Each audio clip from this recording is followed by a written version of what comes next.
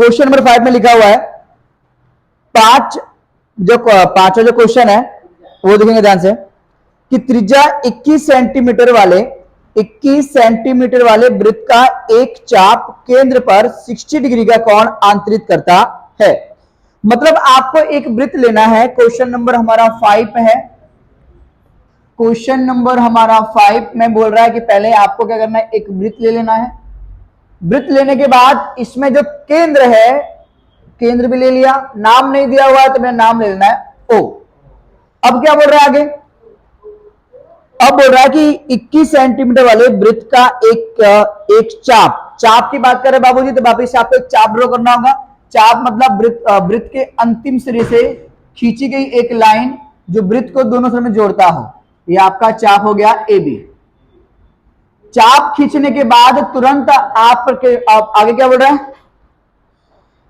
चाप केंद्र पर 60 डिग्री का कोण आंतरित करता है, यानी 60 डिग्री का केंद्र पर अगर आपको कोण बनाना है तो आपको त्रिज्याओं को जोड़ना होगा यहां पर, ठीक है। तो यहां पर जो कोण बनेगा वो हो जाएगा 60 डिग्री का। और आपके सामने त्रिज्या आपको दे रखी है, त्रिज्या है आपको कितना बोल रहा है 21 सेंटीमीटर। तो बाबूजी वृत्त के केंद्र से वृत्त को जोड़ने वाली रेखा त्रिज्या कहलाती है। तो ये हमारे पास 21 सेंटीमीटर की त्रिज्याएं अवेलेबल हैं। इतना क्लियर है? ओके, नेक्स्ट क्या बोल रहा है, उसके बाद बोल रहा है तो ज्ञात कीजिए कि इसके अंदर 3 न्यूमेरिकल्स हमारे पास अवेलेबल है।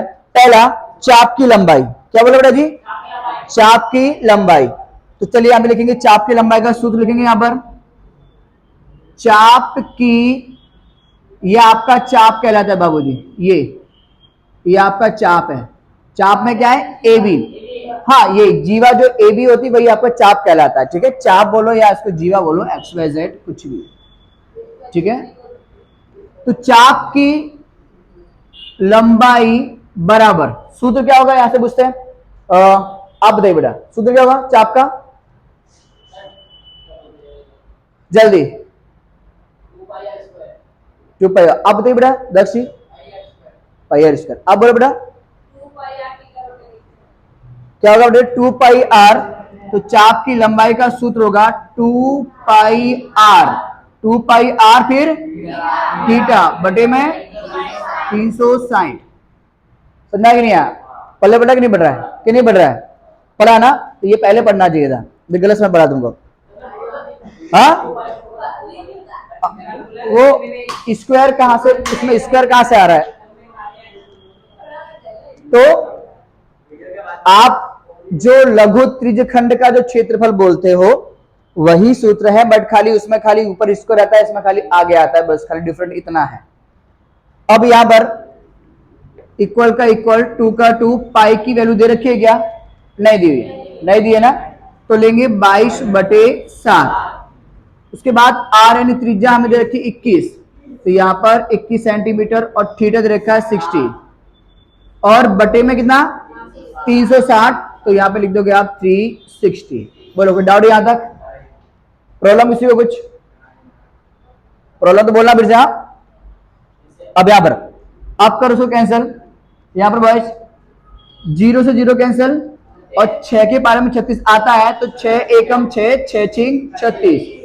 अब 6 के पारे में 1 नहीं आएगा, 6 के पारे में 2, मतलब 2 के पारे में 2 भी आ जाएगा, 6 भी आ जाएगा, तो 2 के पारे से कैंसिल करते इसको, 2 एकम 2, 2 एकम 2 और 2 तिया 6, आया ना।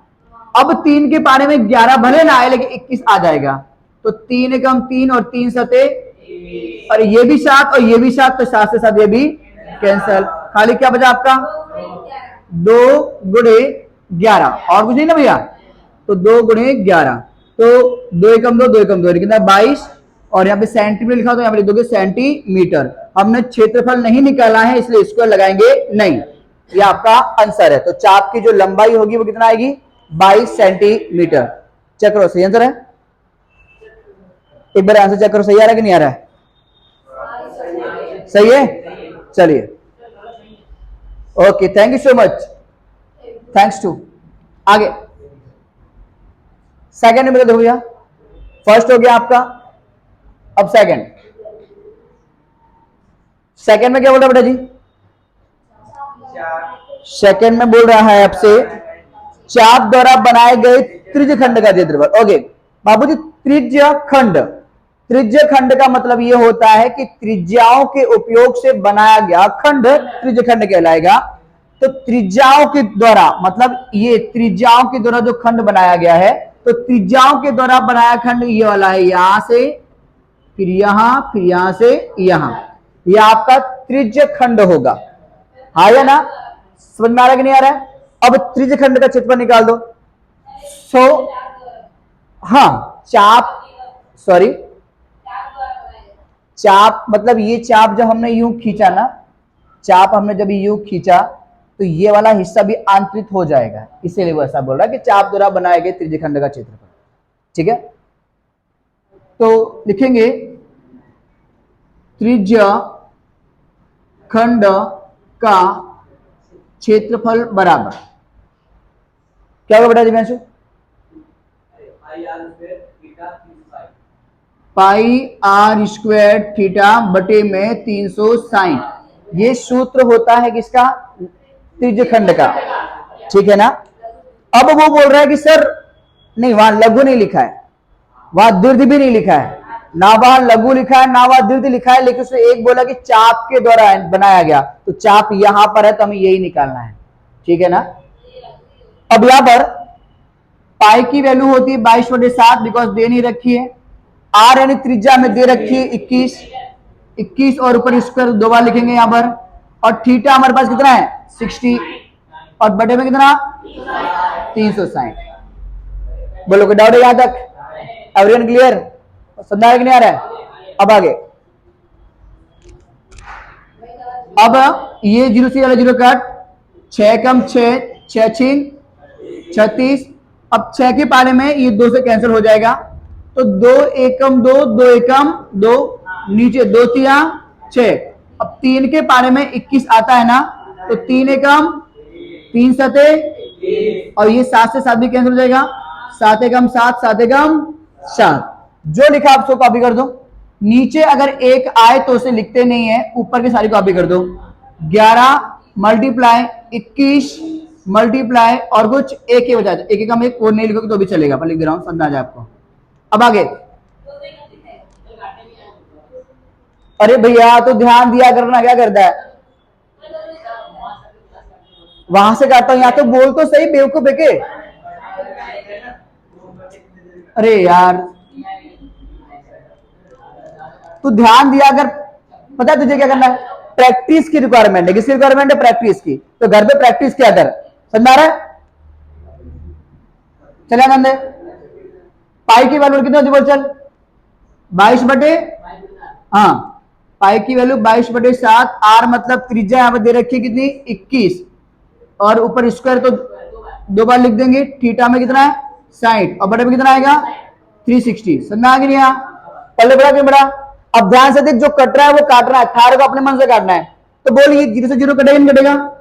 हाँ, तो 0 से 0 गया। अभी कितना है? अभी कितना है?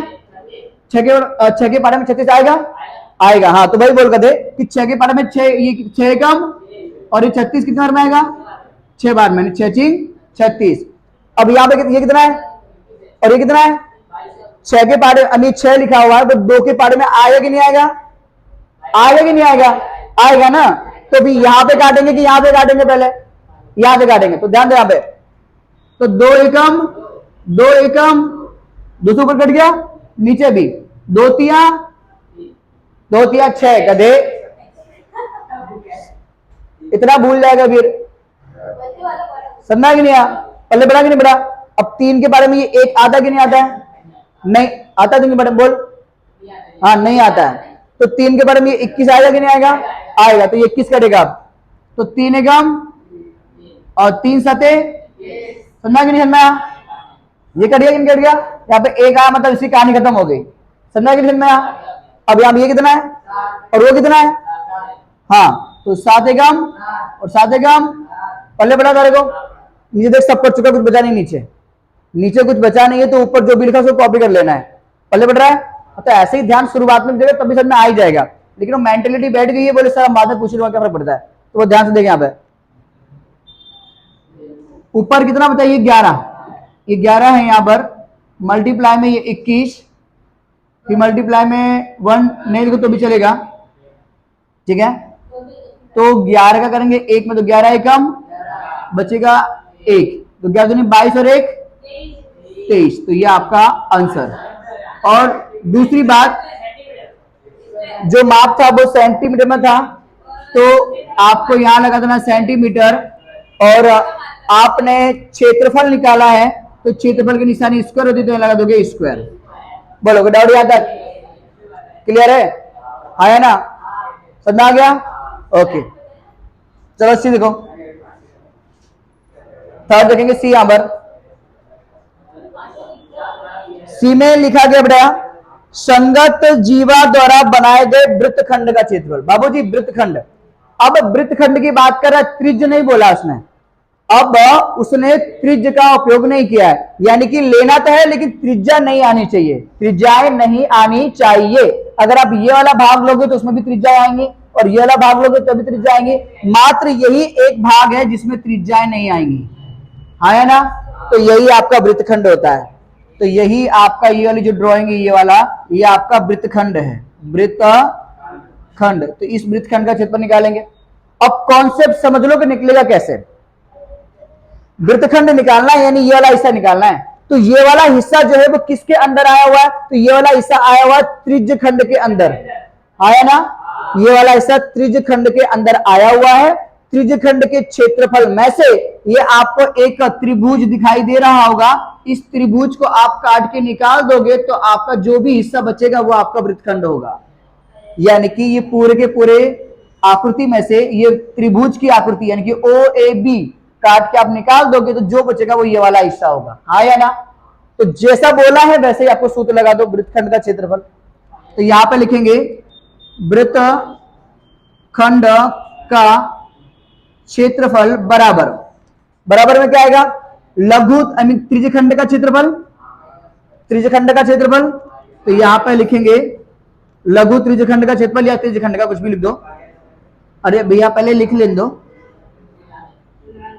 लघु त्रिज्यखंड का क्षेत्रफल। इसमें से माइनस कर देंगे हम, क्या काट के निकाल देंगे, क्या त्रिभुज का क्षेत्रफल। समझ आ रहा है कि नहीं आ रहा है? तो यहां पे लिख देंगे त्रिभुज का क्षेत्रफल, त्रिभुज का क्षेत्रफल। समझ में आ रहा है कि नहीं आ रहा है? पहले बढ़ रहा है बेटा आपको? समझ आ रहा है? ओके, पहले बढ़ा बेटा कि नहीं बढ़ा, कि नहीं समझ आ रहा है? अब आगे देखो, लघु त्रिज्यखंड का क्षेत्रफल, लघु त्रिज्यखंड का क्षेत्रफल जस्ट अभी हमने निकाल के रखा है 231, 231। तो यही हम इसको सॉल्व नहीं करेंगे, 231 यहां लिख दो, लिख दिया, माइनस। अब त्रिभुज का क्षेत्रफल, त्रिभुज का क्षेत्रफल नहीं निकाला है तो मैंने एक सूत्र बताया था जो हर त्रिभुज में चलेगा, क्या 1/2 r स्क्वायर और साइन थीटा। समझ में आ गया? ये सूत्र हर त्रिभुज में चलेगा, फिर वो समकोण हो या समद्विबाहु हो या कोई भी हो। तो बराबर 231 माइनस 1/2 और r यानी त्रिज्या हमें दे रखी है 21, तो जहां पर r है वहां रख देंगे 21 और ऊपर इसका तो 2 बार लिख देंगे। अब साइन थीटा, तो लिखोगे साइन और थीटा यानी कोण कितना है? 60 डिग्री। तो यहां पे लिख दोगे आप 60 डिग्री। इतना समझ आ रहा है कि नहीं आ रहा है? अब आगे यहां पर 231 माइनस 1/2 मल्टीप्लाई में 21 और 21। बाबूजी 21 का 21 में वर्ग करोगे तो आएगा 441। 21 का 21 में गुणा करोगे तो आपको मिलेगा 441 और मल्टीप्लाई साइन 60 की वैल्यू कितनी होती है? √3/2। तो यहां पे लिख देंगे हम √3/2। यहां तक कोई डाउट तो बोलो, इतना क्लियर है? चलिए अब आगे यहां पर तो 231 माइनस, अब बाबूजी ध्यान देना यहां पर 2 के बारे में 1 नहीं आएगा, 2 के बारे में 1 नहीं आएगा, तो कटेगा नहीं, तो ऊपर खाली होगा मल्टीप्लाई। तो मल्टीप्लाई करोगे तो 441 का 1 में करेंगे तो वही आएगा, और 441 का √3 में करेंगे तो ये कुछ ऐसे आएगा 441 √3 और नीचे 2 दूनी 4, नीचे गुणा है मल्टीप्लाई है तो गुणा हो जाता है, गुणा करने में आधार समान नहीं करते हैं। समझना कि नहीं समझना? पहले वाला करोगे बेटा, ओके। अब यहाँ पे माइनस करना है, क्या करना है, माइनस। तो बेटा जी माइनस करने के लिए, घटाने के लिए आधार समान चाहिए, इसमें तो आधार ही नहीं, तो पहले आधार लाएंगे, आधार ला दिया।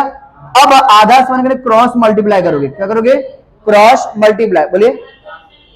और 231 माइनस 441 रूट 3, यही है ना आंसर, ओके। देखो बेटा मेरी बात ध्यान सुनना, यहां पर आपकी बुक के पीछे आंसर इतना ही दिया हुआ, लेकिन बोले सर हमें कैसे मालूम पड़ेगा कि आंसर इतना ही है कि और भी सॉल्व करना है? तो देखिए ऐसे कि ये रूट में संख्या है और ये बिना रूट की संख्या है, हम इसका आधार समान कर भी लेंगे तो भी इसको घटा नहीं पाएंगे, क्यों, क्योंकि इसमें रूट है और इसमें रूट नहीं है, तो घटा नहीं पाएंगे, ठीक है। अभी मैं आधार समान कर भी दूंगा, प्रॉब्लम नहीं है।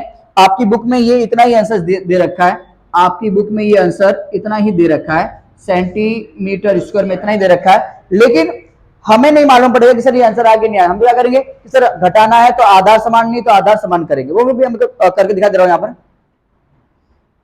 तो इसका मैं आपको आधार समान करके दिखा देता हूं। तो बटे में कुछ भी नहीं है तो हम क्या मान लेंगे बेटा जी, एक मान लेंगे, और क्रॉस मल्टीप्लाई करो तो 4 का करेंगे इसमें, तो 4 एकम 4, 4 तिया 12, 12 की 2 हासिल गई 1, 4 दूनी 8 और 1 9, फिर माइनस, फिर 1 का मल्टीप्लाई इसमें तो वही हो जाएगा 441 रूट 3 बटे में 4 एकम 4। अब बोलो कुछ कर सकते हैं क्या हम घटा भी नहीं पाएंगे, क्यों, क्योंकि इसमें रूट है और इसमें रूट नहीं है, तो घटेगा भी नहीं। और यहाँ पे 4 है लेकिन दोनों संख्याओं के नीचे है, तो भाग भी नहीं हो पाएगा, कुछ नहीं हो पाएगा। यानी कि अब हमने घटाने के लिए आधार समान किया था कि नहीं किया था, लेकिन सर इसमें रूट है इसमें रूट नहीं, तो घटा नहीं पाएंगे, और घटा नहीं पाओगे तो इसके आगे बढ़ भी नहीं पाओगे, उसके जब आगे नहीं बढ़ पाओगे तो यही आपका आंसर होगा, ठीक है। लेकिन आप ये छोड़ो, आप ये वाला आंसर छोड़ो या आप ये वाला आंसर छोड़ो, दोनों राइट है, समझ आगे नहीं आ गया। तो क्वेश्चन आपका ए, बी और सी तीनों हो गए। कोई डाउट है क्या गर्ल्स आप लोग को, बॉयज में आपको कोई डाउट नहीं ना, क्लियर है एक्सप्रेजेट? चलो बराबर कर दो इसको।